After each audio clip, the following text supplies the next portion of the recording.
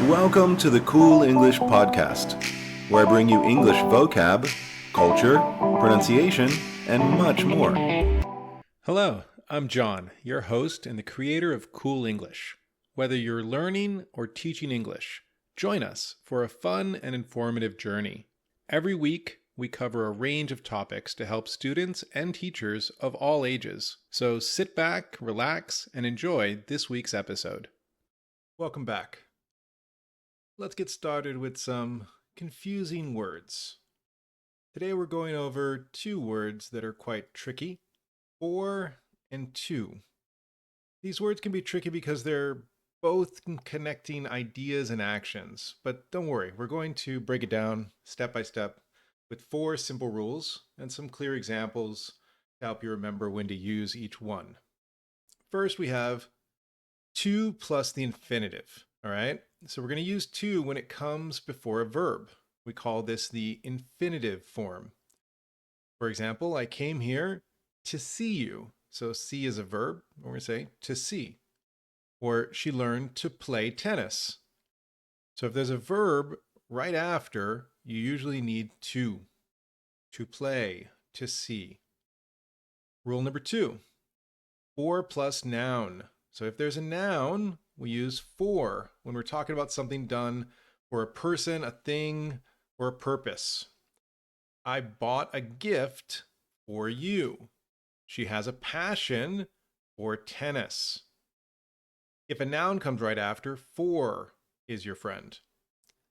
Next, rule number 3, to plus nouns for movement, comparison, and giving. These are common. We have to remember that we use to for a noun if we're using these 3 situations. So preference, I prefer coffee to tea. I'm comparing the two.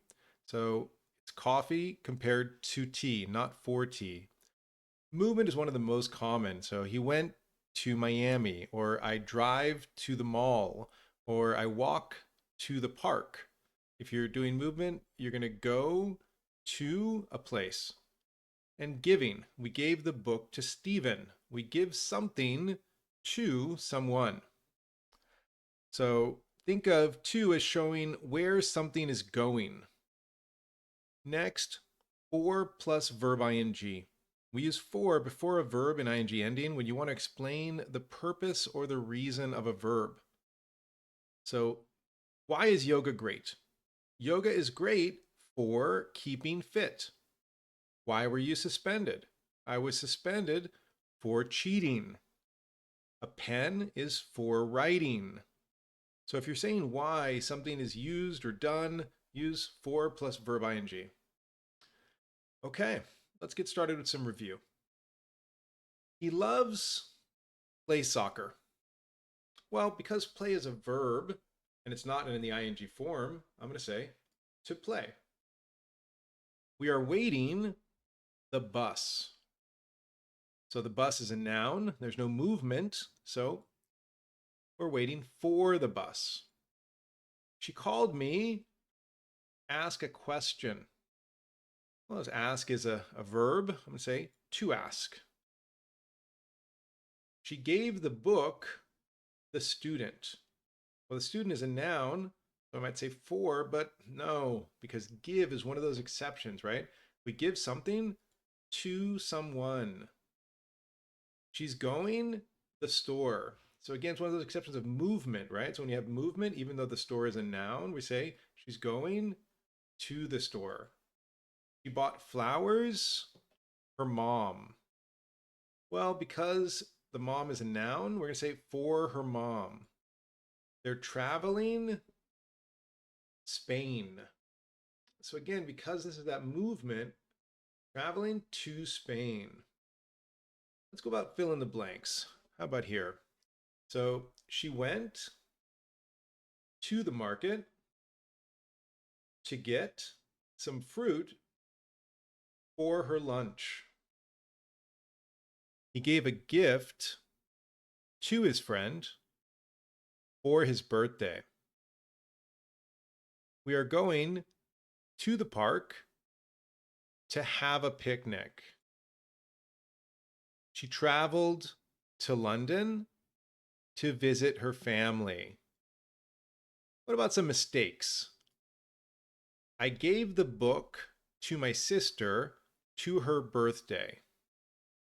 Well, that's not right because her birthday is a noun. So you gave the book to the sister, that's correct, but for her birthday, not to her birthday. Or he's going to school or study for his exams. Well, that's not right because study is a verb. So he's going to school to study for his exams. Let's try one more of these. They traveled to Paris to visit friends to a vacation. Well, again, a vacation is a noun. So they traveled to Paris to visit friends for a vacation. Okay, let's take a look at the video clips.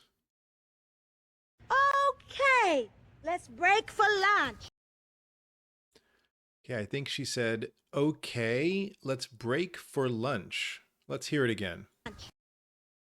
Okay, let's break for lunch. What about this one? I came here to ask for your help. I think she said, I came here to ask for your help. Let's hear it again. I came here to ask for your help. Let's try another one. You made this for me. So she has an accent. I think she said, you made this for me. You made this for me. Let's try one more. Okay, we need to stop for a minute. I think he said, we need to stop for a minute. So video clips are a great way to review the real life use cases for words like for and to. This is a great way to study for and to. So if you have a chance, check out Cool English and do the short story, do some more reviews. I promise for and to will get a lot easier. Thanks for listening. Check back next week for more on the Cool English podcast. Want to learn English? Cool English. Do you want to learn cool English? Cool. English, dude. English.